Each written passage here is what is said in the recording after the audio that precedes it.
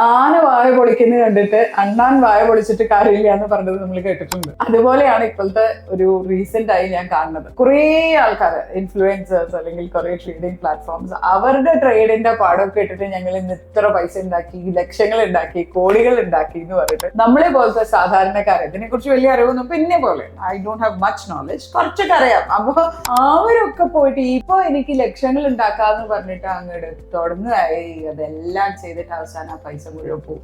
അപ്പൊ എന്റെ ഒരു ജെന്യുവൻ ആയ സജഷൻ, എനിക്ക് തോന്നുന്നത് ഗവൺമെന്റ് ഓഫ് ഇന്ത്യയുടെ ഭാഗത്തു നിന്നും കുറെ സ്റ്റെപ്സ് ഉണ്ട്. പിന്നെ ഇൻഫ്ലുവൻസേഴ്സിന് കുറെ പേർക്ക് ബാൻ വന്നു, because they are promoting unwanted things which is not true എന്നൊക്കെ പറഞ്ഞിട്ട് ആൾക്കാരെ മിസ്ലീഡിംഗ് ആണ്. അപ്പൊ അതാണ് ഞാൻ പറഞ്ഞു വന്നത്. അപ്പോ അവര് കാണിക്കുന്നത് കണ്ടിട്ട് അവനവന്റെ കയ്യിലിരിക്കുന്ന പൈസ കളയരുത്.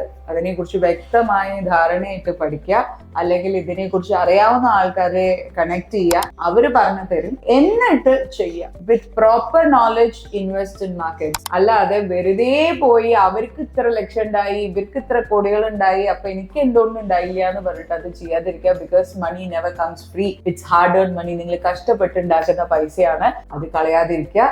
Handle it carefully and invest സെൻസിബിളി.